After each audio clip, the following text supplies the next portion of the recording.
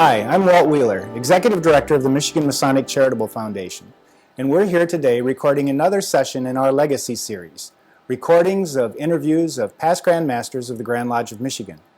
With us today is Most Worshipful Brother Richard Sands, who served as Grand Master in 1985 and 1986. Most Worshipful Brother Richard, welcome. Thank you. It's nice to have you with us here today. It's a pleasure to be here. We want to start at the very beginning. Tell us where you were born. I was born in San Diego, California on September 28, 1929, just before the Depression. Just before you didn't cause the Depression, did you? No. Oh, that's good. Tell me about your parents. My father was William Robert Sands. He was born in Brimfield, Indiana in 1885. And he went 2 years to Notre Dame, but would not accept the Catholic faith. So his father disinherited him, and that was the end of his college career. He went to work as a fireman on the railroad, and that lasted perhaps four or 5 years, and then he joined the Marine Corps. And he was stationed in Washington, D.C., and he was in the quartermaster section of the Marine Corps, and he met a model in Washington whom he married. Her name was Edith Hamill, and they had one boy, William Robert Sands, Jr., whom the family called Bob Jr. And unfortunately, my father worked too much. He wasn't home. She started to wander. He divorced her. But then she wouldn't leave him alone. So he went to a senator friend from Indiana and asked the senator if he could get him transferred overseas so that he'd get away from her. Well, the senator did him one better. The senator got him put on leave from the Marine Corps and appointed as a diplomatic courier before and during World War I. So he was stationed in London and went in and out of Russia during this period. He faced the firing squad 3 times, in which they cut everybody down but him, looking for information. When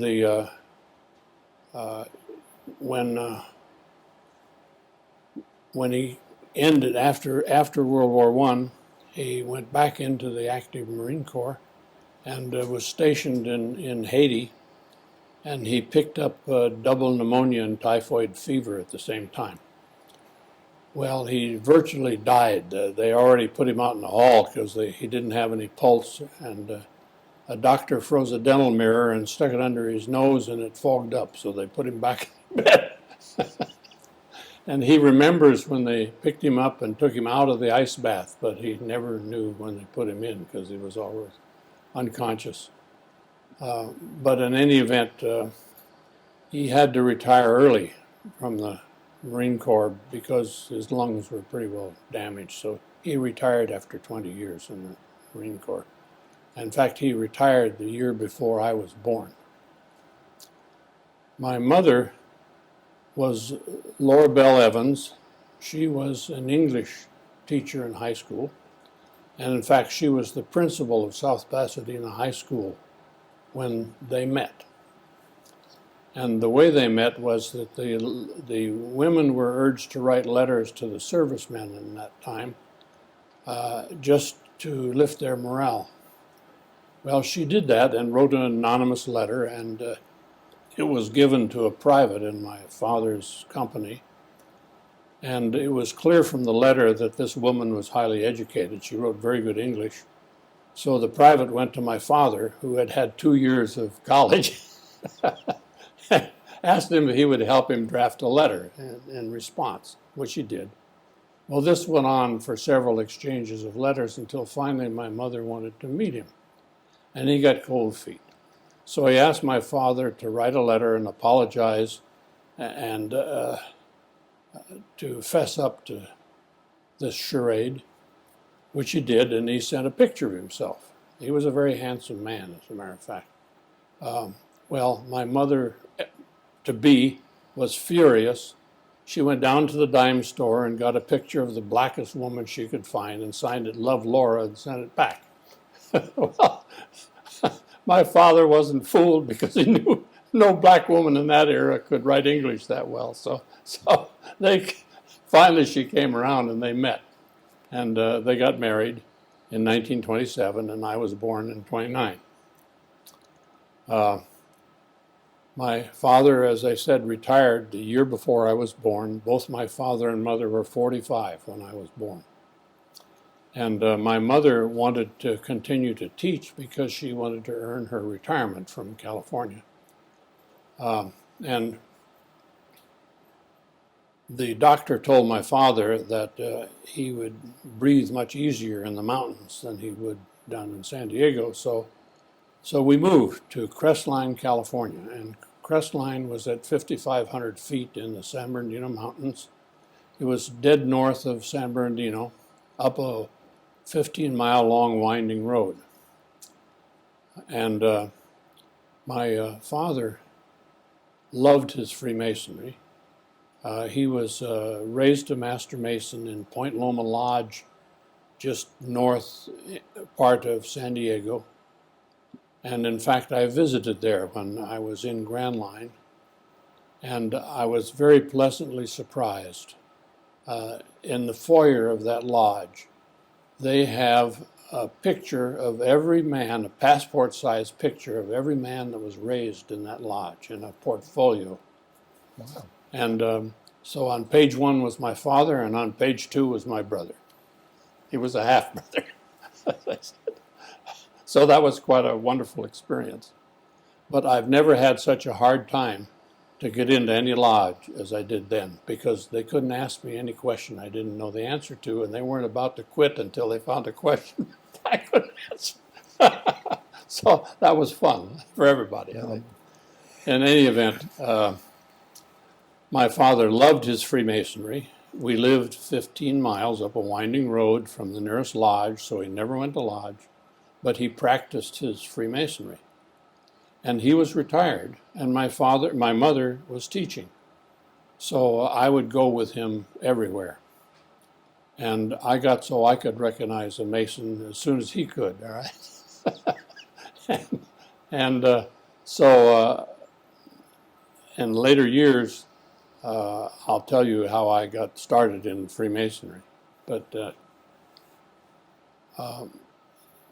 my mother, being an English teacher in high school, spoke excellent English, and so my grades in English were always superb. And the reason was that if I came to a question, I simply asked myself, how would my mother have said this? And I was 100% right every time. So that was great. That's good. But we lived up 15 miles on the winding road, and I went to grammar school in Crestline, but that's through the first 8 grades. After that, I had to take the bus down, 15 miles down, 15 miles back. In any event, I had no siblings since my parents were 45 when I was born, so I had no other siblings. You did have a half-brother, though, you said. I had a half-brother, and I had never met him until my junior year of high school. That had to be an interesting experience. Yeah, right. So you told us where you went to grade school. Where did you go to middle school and high school then? The high school at that time was 4 grades, 9 through 12. Not 10 through 12, which is nowadays more common. That was San Bernardino High School, and the total enrollment was around 1,200 at the time that I went there. Big school. Yeah. Very good. So growing up and participating in school activities, were you into sports or band or any school clubs? I couldn't because I was 15 miles away. I had to catch the bus. Okay. So I didn't have any of that. No such enjoyments. So after high school, you went immediately to college, or did you work for a while? Well, I went to work as an apprentice die maker. And I also ran a zinc casting machine at the same time in order to earn money for college. And when I was this was in the summers that I did this, In the wintertime, I worked in the local cafeteria as a waiter. But in the summers, I was an apprentice die maker, and then in the evenings, I ran a zinc casting machine. So between that and school, you kept yourself very busy. Very busy. Where did you go to school? I went to the University of Redlands, which is a small Baptist college. Redlands is about 60 miles inland from Los Angeles, straight east of Los Angeles, just on the edge of the desert. What did you study there? Physics. That shouldn't be a surprise to me. So when did you meet your first wife, Emma? She was the head waitress at this cafeteria. Okay. So that's where I met her, and it turns out that I had been going steady with a girl in high school. During my senior year of high school, I met her because I decided I wanted to play mixed doubles, and she'd signed up for the same, and we got put together. So that was my first really full girlfriend, and we continued through almost 4 years of college. And I came to the point where there wasn't anything that she could do that I didn't anticipate, and I decided that just went. And furthermore, it turns out I found out that I really loved her mother more than I did her, so it was time to cut. And when I did that, I went after Emma, and she was a very striking woman, straight as a rod. And the reason is her grandmother made her walk with a broomstick behind her elbows, and she had to do everything around the house this way with that broomstick behind her elbows. She was just as straight as erect as could be. So a very striking woman. And, so when did you guys get married? in August 11th of 1951 in Bakersfield, California, which was her hometown, in the First Baptist Church there. And you had some children? We had 4. Robert Michael, then Christine Elizabeth, then Karen Louise, and finally William Thomas. And they were about 2 years apart. And my older boy was extremely independent. He didn't want his father to put him through school, so he wanted to join one of the military academies. And so he got 2 appointments from the representatives. From the 2 senators, he had an appointment to the Naval Academy, and from the representative, he had an appointment to the Naval Academy. So he had 3 appointments to the Naval Academy.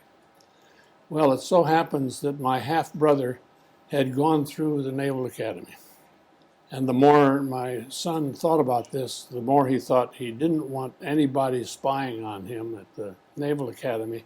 So he announced after he'd gotten these congressional appointments that he was going to go to the Air Force Academy. Well, it turns out that he had won all-state honors in water polo, and the Air Force Academy was just starting water polo as a varsity sport, so they offered him an athletic appointment to the Air Force Academy, so he could all on his own without any congressional appointments. Very good. And he went through the Air Force Academy, and he was stationed, among other places, at Shaw Air Force Base in Sumter, South Carolina. And he married a lady there, and she didn't want to leave Sumter, so he had to turn down several opportunities to move, and that cost him promotions, and so he didn't make major, which was necessary if you wanted to go past 20 years. So he retired after 20 years. And then it so happens that the husband of his then wife was in the real estate business. And so he taught my son everything about the real estate business that he knew. And my son finally joined with an older man. But what happened was that the banks decided that they were going to do their own appraisal about this time. And so the business dropped off, and he thought that he owed it to the senior man to get out of the business so that he had enough business to support him. So there he was with nothing except his computer education at the Air Force. So he took Microsoft's 9-step course on computers and taught himself computers and got a job, surprisingly enough. His first job was to put the automobile inventory for 16 used car lots on the internet so that the owner knew everything was everywhere in his business. And so he was very lucky in that regard. He had an opportunity to increase his education and finally got a job as an IT man.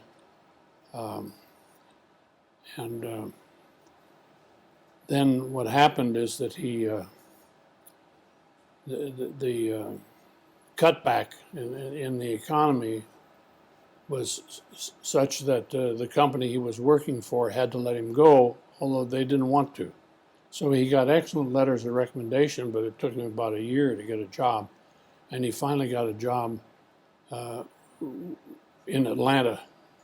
So that's where he is now. So that covers my son. And he remarried and has a son, William, who's now 14.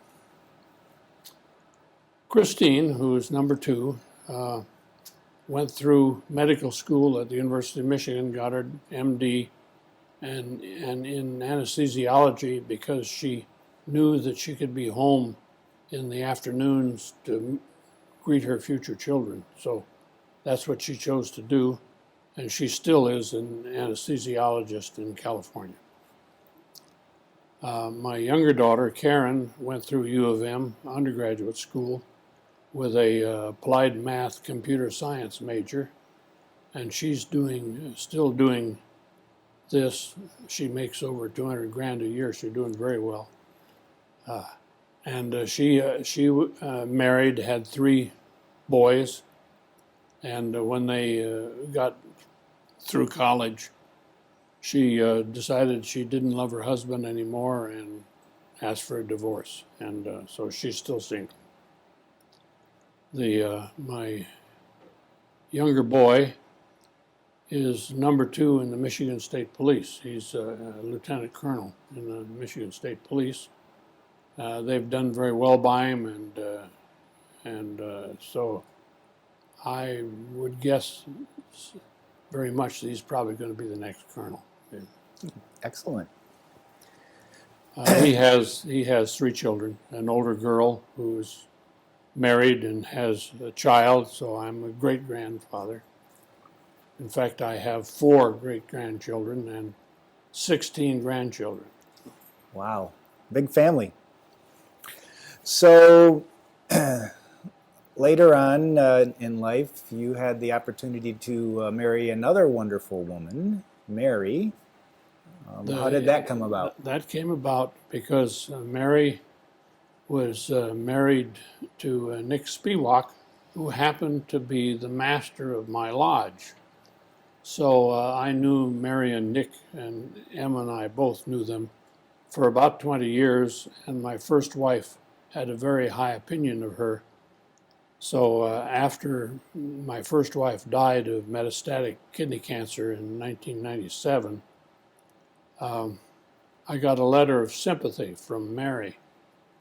And I suddenly realized that I loved her, and so I went after her. So she said yes, so we very good. were married. When did you guys get married? On June 19th of 1998. Very good. So let's go back to your working life. You mentioned your first job was as an apprentice. Take us through your working life. Well, I spent 4 years as an apprentice die maker and also running a zinc casting machine. then it turns out that I applied for several graduate schools, and the only one that offered me financial support was Washington University in St. Louis, which it turned out was an excellent choice for me because they had great teachers. And so I thoroughly enjoyed my graduate school experience. And one of my professors had a photographic memory. And I don't know whether you've ever seen anyone with a photographic memory, but he read letters of recommendation at about this rate. And I'm not exaggerating. And he'd read half a dozen of these or more and then could quote them back to you verbatim. And he'd memorized 50 years of scientific journals in physics. If you went in and asked him where you could learn about anything, he would tell you the journal, the year, the page, and the authors and the subject, and then proceed to tell you what they had to say. Photographic memory. I've never seen that since. It just boggles your mind. You wonder why you could be so stupid and he's so smart. That's amazing. But in any event, I went to graduate school when the veterans were going through. And they were very serious because they all had families and they just wanted to get out as soon as possible to get a job. So the laboratory was busy, all except for maybe 3 to 5 in the morning. Except for those, it was just running constantly. So the result of that was I got a doctorate in 4 years. And my thesis professor at the time had an offer from Stanford University to come visit for a year. And he didn't want his research to stop, and I was graduating, so he offered me a assistant research scientist position to go with him to continue his research in Stanford that he was doing there at Washington University. I jumped at the chance, and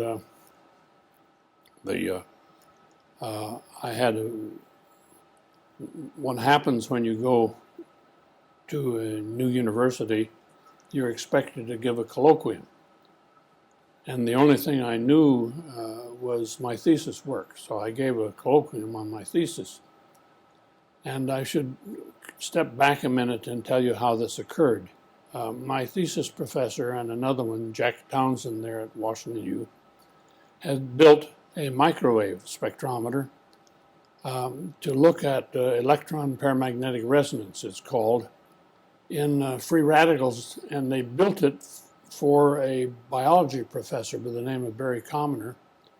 So they were putting biological samples into Pyrex test tubes and putting them in the machine, and it turns out the signals from the Pyrex test tubes were so much larger than from the biological samples. They finally went to courts, and my then thesis professor, I was doing nuclear magnetic resonance at the time, my thesis professor says, I wonder what's causing all those signals in Pyrex. And I piped up and said, if you give me a Ph.D. for it, I'll tell you. He says, you got a deal. So I wrote to Corning Glass Works. Corning made me several doped glasses with paramagnetic ions. And so I wrote a thesis on paramagnetic ions in glass. And when I got to Stanford, I gave my colloquium on paramagnetic ions in glass. And it so happened that Varian Associates, which is a small electronics firm that was leasing space from Stanford grounds, came to the colloquium.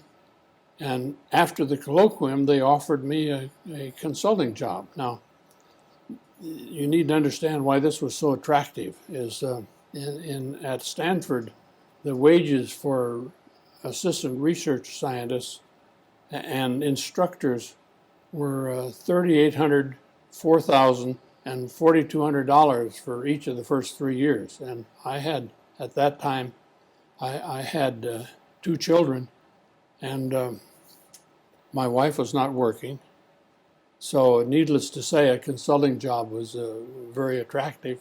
But the reason they offered me a consulting job is it turned out that Corning Glass Works had contracted to them to extend my thesis research. Talk about accidents, all right? Exactly.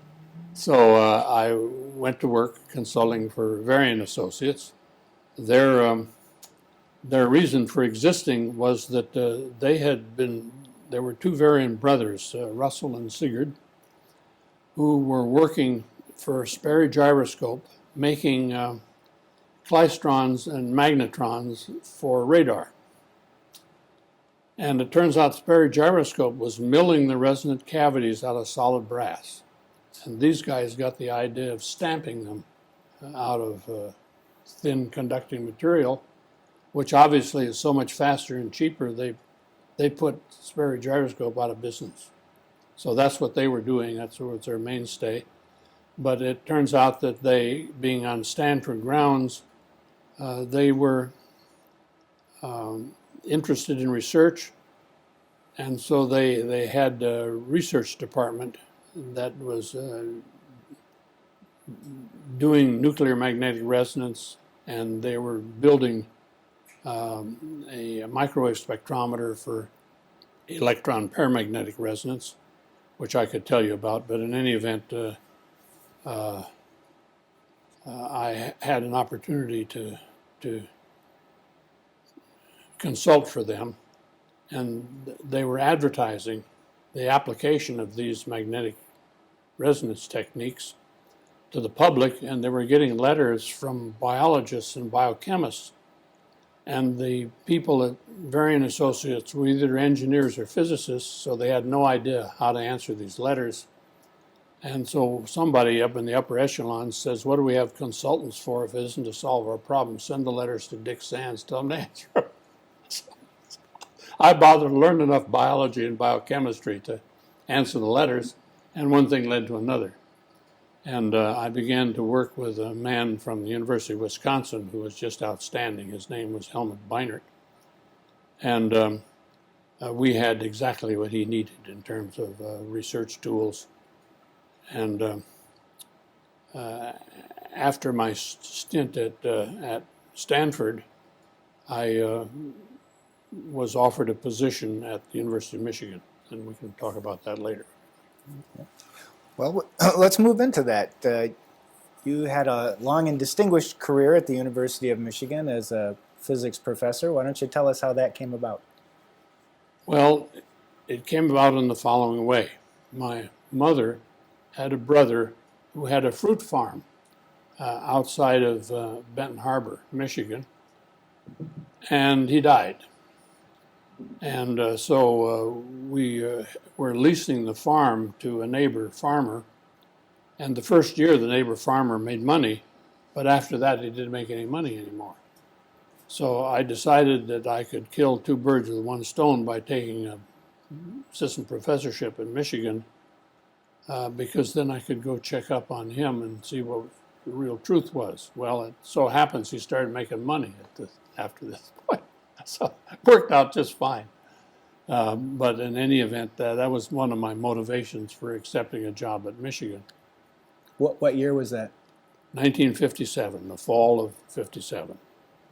And I spent 37 years at the University of Michigan teaching physics.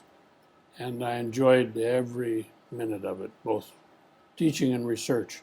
I turned out 19 Ph.D s, which is quite a record.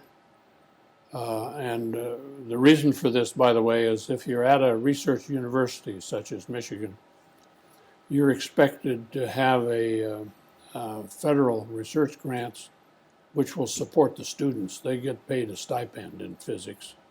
And so you have to support the students not only financially, but also by providing them with adequate equipment and supplies. So you have to have a grant for this, and the federal government is the main source. The state does a little, but the federal government. So what's the process when you're teaching at a university to become a full professor? How does that work? A research university promotes primarily on your publications. These are peer-reviewed, and so they stand as a very solid record of your ability as a research scientist. They don't say anything about your ability to teach. So it depends on the philosophy that's current in the department as to how much credit they give to teaching when it comes time to promoting you. And the usual thing in physics is that you will get promoted from assistant to associate professor, which gives you tenure after 5 years. And then the promotion another 4 or 5 years to full professor. That's typically the way it goes. And these promotions, as I said, are based primarily upon your publication record, although I was pleased to discover that in Michigan they put a lot of emphasis on the teaching. And since I loved both, it was great. Good. You spent a period as the head of the physics department at the University of Michigan. Well, there's a story to this. We had a number of very distinguished physicists as chairman of the department, but they didn't understand that they had to support the faculty to the hierarchy of the university. And the result was that the faculty were not getting the seed money that they needed, and so they weren't getting the financial support, and the research was gradually going downhill. In fact, it was so bad that we had approximately 50 faculty, and the total number of research grants was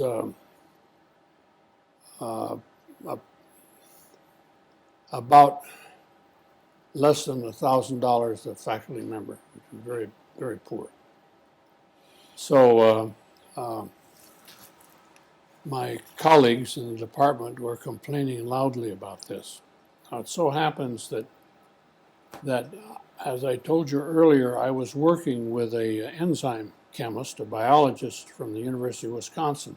So when I came to Michigan, he brought his samples to Michigan rather than to fly all the way to California to work at Varian Associates. Well, he ended up enthusing me in biophysics. So I switched from atomic physics to biophysics after about 7 years.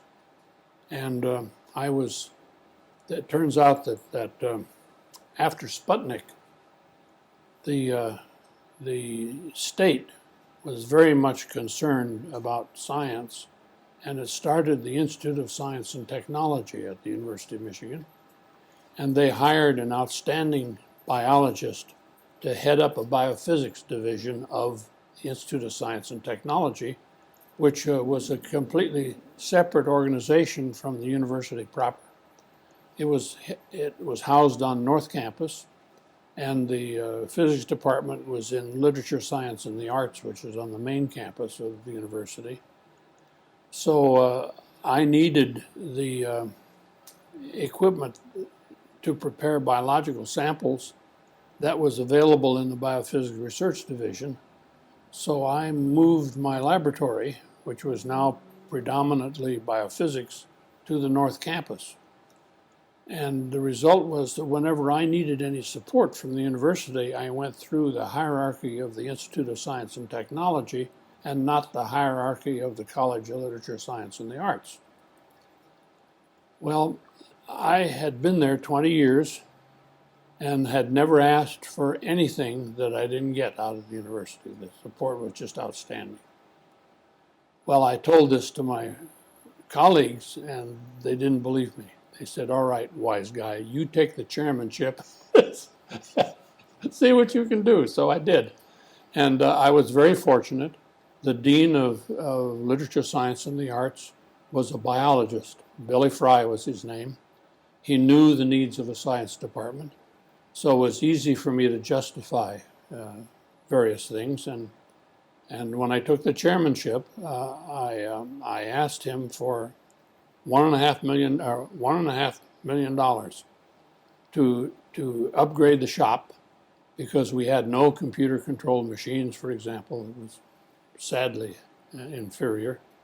Upgrade the shop and put in overhead cranes to handle heavy materials. And also, he gave me 5 faculty appointments. And Included among these was a man by the name of Larry Sulak, who was an assistant professor at Harvard and didn't get tenure. So we gave him tenure and an associate professorship, and he brought with him the idea of the proton lifetime experiment. Now, it turns out that there are several theories in physics about the fundamental forces, and one of those theories was predicting that the proton was unstable and, in fact, had a half-life of 10 to the 31 years. So you don't have to worry about it, okay? The universe is only 10 to 10 years old, so we don't have to worry about this. But the point is that if you had a pot of 10 to the 33rd protons, if the half-life is 10 to the 31 years, then in 1 year, about 100 of these protons should decay. So you ought to be able to see it. So it turns out that Larry Sulak had the idea of how to do this, and we had, at the time, several of the high-energy physicists who were changing fields, so they joined Larry Sulak on this proton lifetime experiment. And the way the experiment was done is to build a huge swimming pool that corresponded to about 10 Olympic-sized swimming pools stacked on top of one another. And this needed to be in an area that didn't have a lot of cosmic ray background, so a salt mine was an ideal place. So they went down to Cleveland and arranged to dig a huge pool, and for this they needed a digging machine. And it so happens that there was one on a freighter in mid-Atlantic that was taking a digging machine to London, and the people in London decided that they didn't want it, and if we could come up with $100,000, they would turn the freighter around and deliver this digging machine to Cleveland. Well, I went to the vice president for research, which is where the source of research money is at the university, and we asked him for $100,000 to turn this freighter around, and this was to be the university's contribution to the research grant. And the only thing that I was asked was, what are you going to do if you don't get the grant? And we said, well, the salt company had voiced an interest in renting the machine. That's all he asked. Wrote a check for 100 grand. And it so happens that this was enough support, and the whole community was anxious to find out whether the proton was really stable or not. And so they got a research grant of about $3 million the first year, so the university got its overhead back. Very good. Tell us about any community organizations or memberships that you have. What happened to me is the following. I was at the university for something like 5 or 6 years, and I grew tired of what I call the ivory towerism in the university. People talk incessantly about their specialties, but very little about the world at large. So I wanted to get into the community and broaden my interactions in this fashion. And I knew that my father had loved his Freemasonry, and he had told me the one thing I needed to know, which was if I ever wanted to join Freemasonry, I had to ask. Then there were, and as I indicated to you earlier, as a child, I learned to recognize a Mason as soon as my father did. So I knew several Masons in my church, which was the First Baptist Church of Ann Arbor. So I went to them and said I'd like to join Freemasonry, and what lodge would you recommend? So we had 3 in town at the time. So that's how I got started in Freemasonry, and I think I lost track of the question you asked me. What was that now? And did you belong to any other community organizations? Lions, Rotary? No, and you have to understand why. A full professorship in a research university is a 24/7 job, and I had absolutely no time until I earned tenure, at which point I could make the time. So I was active in my church, but that's all. Okay. So when you made the decision to join the lodge, when was that? 1964. And which lodge did you petition? I petitioned Golden Rule Lodge number 159, which at the time was the largest lodge in town. Okay. And did you get active in the lodge right away, or? Yes, and now I need to explain why. In 1961, I had a stroke, and I lost the whole right side. I couldn't pick an arm up in bed and put it in my stomach. Just nothing, okay? I just lost the whole right side. One of the consequences of a stroke is that you lose your short-term memory. You still have long-term memory, but no short-term memory. So I thought, well, the best thing I could do was to get into the officer line because that would force me to memorize. Well, I did, and it did, but it was interesting that if I didn't repeat a ritual in 3 weeks, it was like I had never seen it before. Literally, everything was gone. So I went through the officer line in my lodge having to rememorize the ritual almost constantly. And I did virtually everything. That is to say, I did the burial ceremonies, the memorial ceremonies, and I began to install lodges once I became master. And from one year to the next, I could not remember the installation ceremony. It's like I'd never seen it before. So I had to memorize the whole thing, and it's an hour plus ceremony. Well, this went on. And exactly 30 years after I'd had a stroke, I was down at my home in South Carolina, and we have a second home down there. And the starlings had gotten into the Martin house.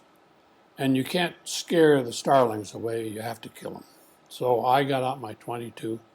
And as you probably know, is one of the consequences of a stroke is the feedback for the muscles is out of phase, and so you get the shakes. And so I could never go bow hunting because it'd be like this trying to shoot a deer. And I picked up this .22, and lo and behold, I was stable as a rock. I could pick off these two starlings that were on the birdhouse about 60 feet away. And at the very same time, my short-term memory came back. Wow. So I could remember the installation ceremony from one year to the next. So did you realize it instantly that you weren't shaken, or did it take you a minute to think about that? Oh, it took a minute to realize, my goodness, I got solid as a rock. Wow. So you said you went into the line right away. What year did you become master? 1971. 1971? Yes. Any special memories of that year? Well, I had several things that I was very pleased with.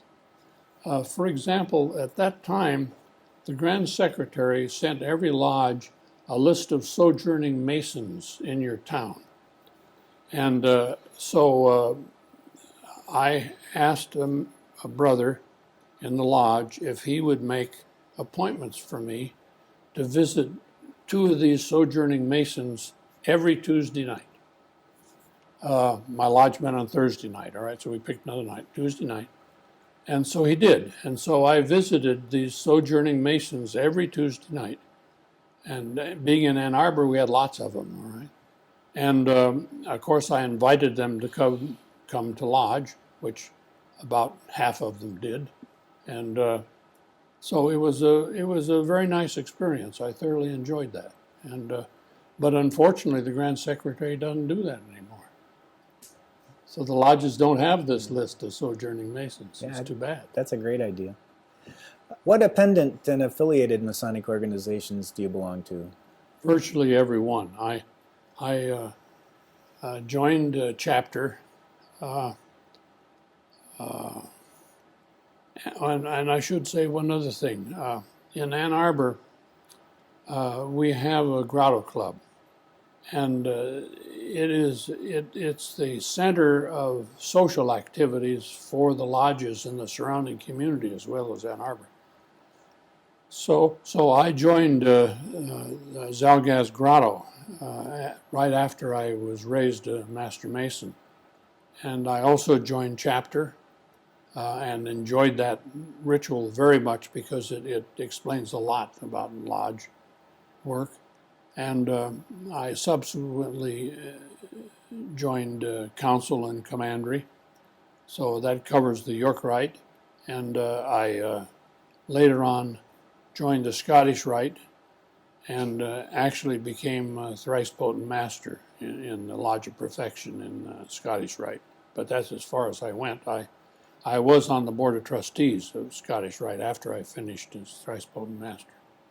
For the benefit of those who may not know, because it's not as well known as some of the other appendant bodies, can you tell us a little bit about the grotto?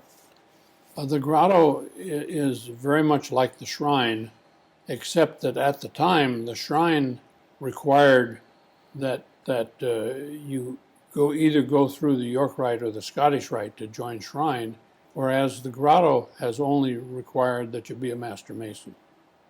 And the grotto is also very supportive of Blue Lodge. But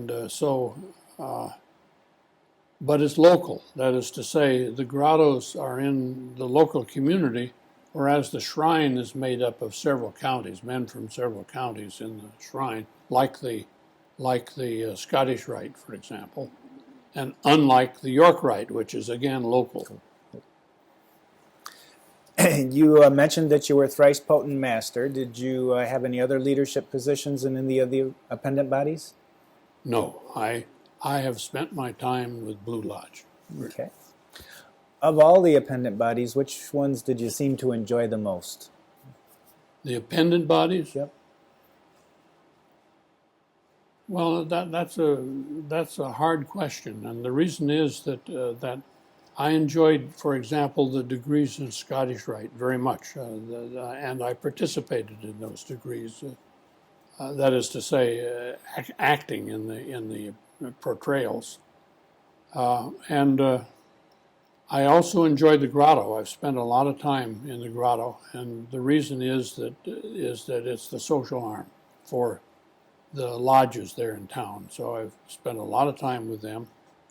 And my wife became active in the women's arm of the grotto, so that made that even stronger for me. So, you've, over the years, received a lot of honors and awards. Are there a couple that are more memorable than others or more special, had a bigger impact? well, as a background for this, let me tell you that this enzyme chemist from the University of Wisconsin brought me a problem that I knew I couldn't solve if it wasn't to go full-time in biophysics, which I did after about 7 years at the university. And I lost track. What was the question? The honors and awards. Oh, honors award. He brought this problem to me, which I knew I couldn't solve except full-time. So the problem was that he wanted to know the environment of the iron in the active center of a group of proteins that are called electron transfer proteins, ferredoxins, because they had iron in them. But that's all they knew. They had iron and they had acid labile sulfur. By that means if you treated the protein with acid, you got H2S off. You could smell it. So they knew there was sulfur in the active site, and they knew from chemical experiments that there was iron in the active site, but that's all they knew. And they knew the molecular weight. That was it. Well, this was at a time when crystallizing proteins was a black art, and they could not crystallize these proteins. So it meant if you were to get the structure of the active center, you had to do it by spectroscopy. Now, any one spectroscopy doesn't give you structure, but if you have a half a dozen or more, each of which tells you something about the nature of the active site, you can usually put a three-dimensional structure together. So that's what I did. And that's a rarity. That is not very often done. And the result of that is I have had several nominations for the Nobel Prize by virtue of that, of doing that experiment. But needless to say, there's a long way from nomination to receiving. Well, even being nominated is quite an honor. Tell me about some of the past Grandmasters that you knew, maybe prior to the time that you were actually Grandmaster. I'm going to begin this by telling you that when I was installed as Master of my lodge, Wilfred Adams, who was then Grand Master, Royce Curlis, who was Deputy, and John Polson, who was Junior Grand Warden at the time, Senior Grand Warden, came to me at the installation and asked me if I could take the chairmanship of Service and Ed. And the reason was they wanted a professional teacher to be the chairman of Service and Ed. Well, I was just going in as master of my lodge, which was an all-consuming task. So I said, I can't take the chairmanship this next year, but I'll join the committee and take the chairmanship the following year. They said, fine. So that's what I did. And they gave me all of the support I could possibly ask for. And the result of that was the Service and Ed Committee became very active. We were filling a serious void. There was no Masonic education in Michigan at the time. This was in the early 70s.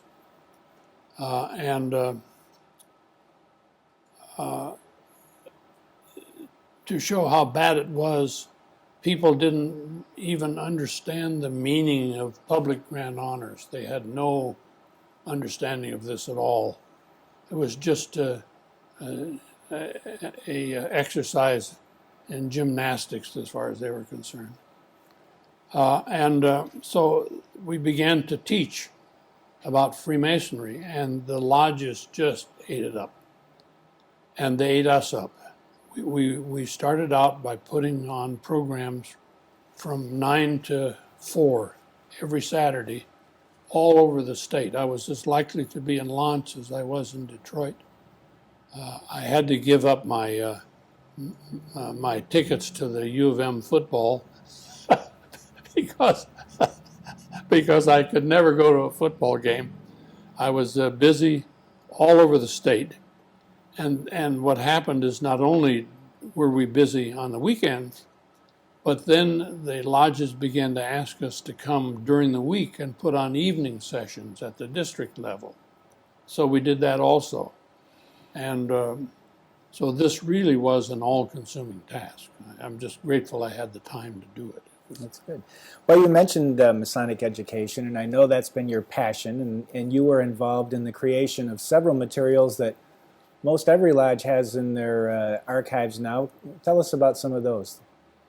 Well, we began with Service and Ed in putting out 100-page pamphlets on planning for the East, for example, to help the officer as wardens get ready for their term as master. And we had another one on Masonic education for the sidelines. These gradually expanded. And when I was Grand Master, I came up with the idea of producing a manual, which was basically how to do it for every phase of Freemasonry, no matter what it was. So we put together a booklet starting really when I was Grand Master, and it wasn't distributed until Ernie Hoffman's year, who followed me.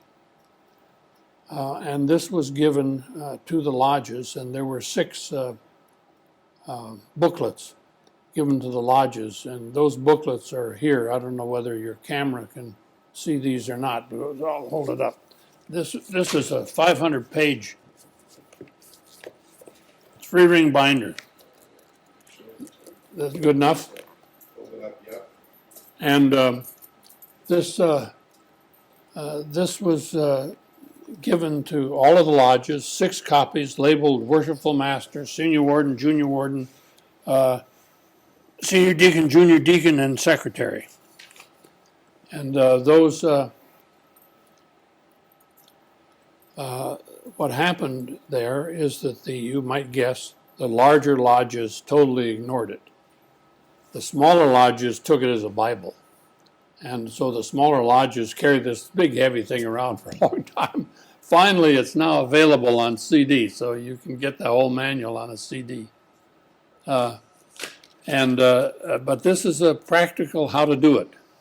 It's not the only way to do things, but it's a way. So it gives some guidance to the Blue Lodge officers that haven't been there before. Then what happened is that we needed to educate the newly made Masons. So I put together a volume which is called the Beyond the Northeast Corner. We all know what that means, having been there. And there are 19 chapters in this, and 4 appendices. And nowadays these are available in 3 booklets: Entered Apprentice, Fellow Craft, and Master Mason. The Entered Apprentice has a printed booklet on the Entered Apprentice degree, telling the newly made Mason or reminding him several things that he was presented with in the Entered Apprentice degree, and then a CD with 6 chapters of this book, Beyond the Northeast Corner. And then the Fellowcraft degree has a printed booklet on the Fellowcraft degree again, and another CD with 6 more chapters of Beyond the Northeast Corner. And then finally, the Master Mason's degree has a section printed on the Master Mason's degree, plus a CD with 7 chapters on CD of the Beyond the Northeast Corner. And one of those chapters is on available Masonic publications for future education. And so that has been very well received. I've gotten a lot of feedback from the newly made Masons who very much have enjoyed the Masonic education that's in these 3 packets.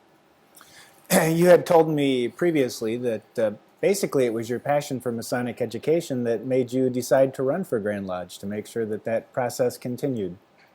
Yes, I was chairman of the Masonic Service and Education Committee until 1977, and I ran for Grand Line in I believe 78. And you were Charlie Moulthrop's Grand Marshal. Yes, I was Charlie Moulthrop's Grand Marshal. Very good. So as you progressed through the Grand Lodge line and later became Grand Master, was there anything that kind of surprised you about the process or about the job? My first surprise, well, I shouldn't say that. Let me step back a minute. As you're going up through the various offices in Grand Lodge, you primarily have an opportunity to visit the lodges and to learn about their various problems.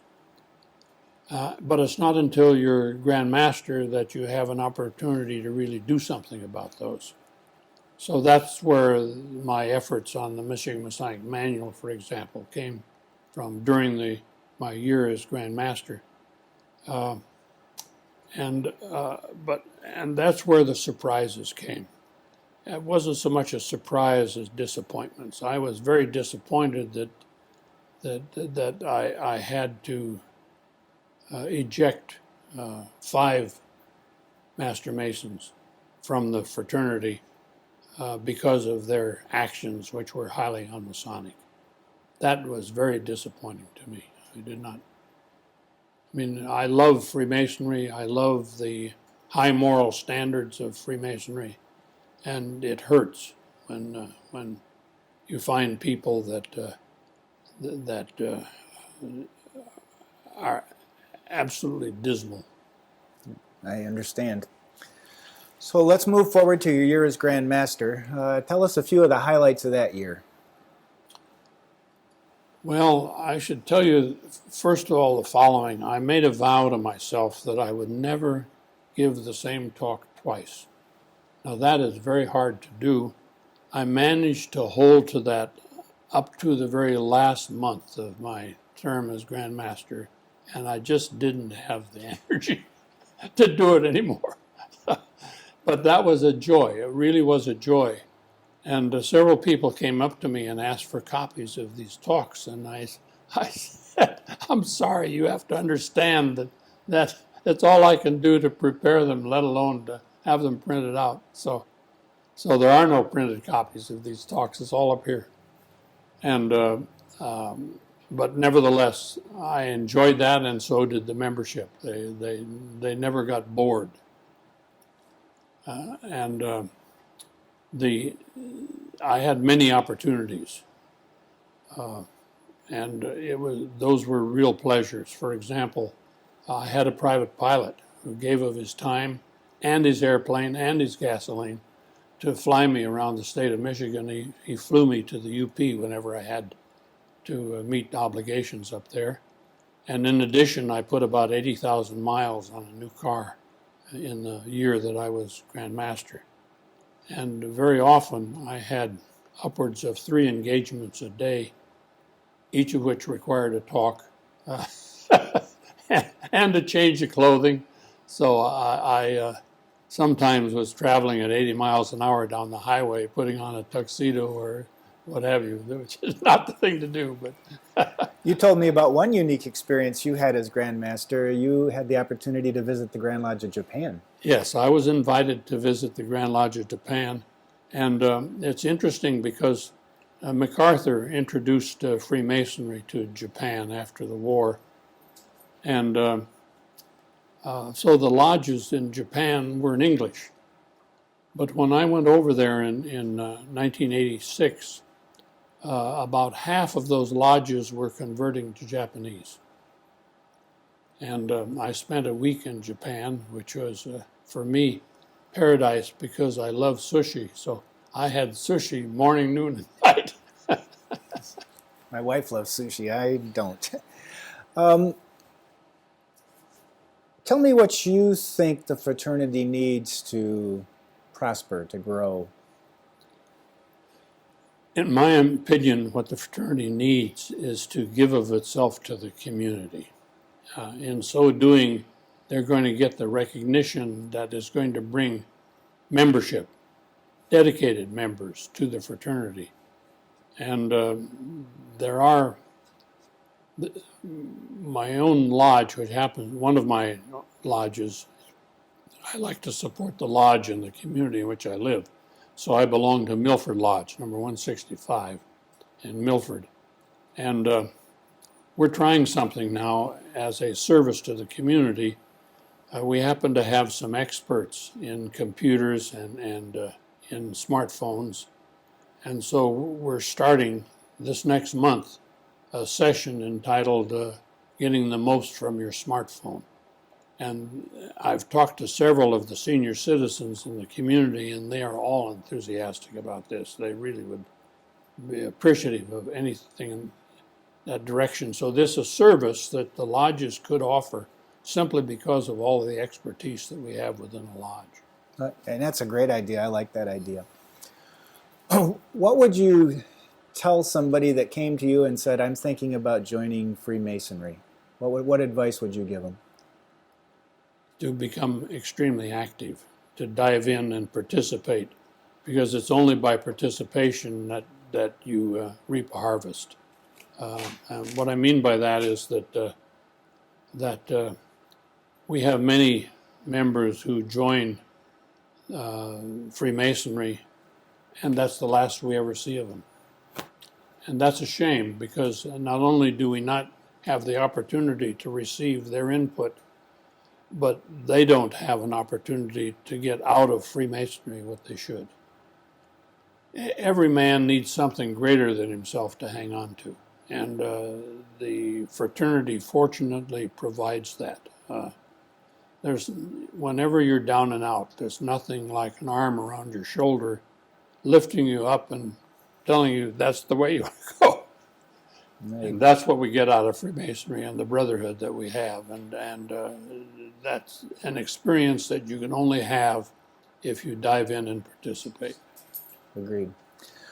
What advice would you give a man becoming worshipful master of his lodge for the first time? Plan.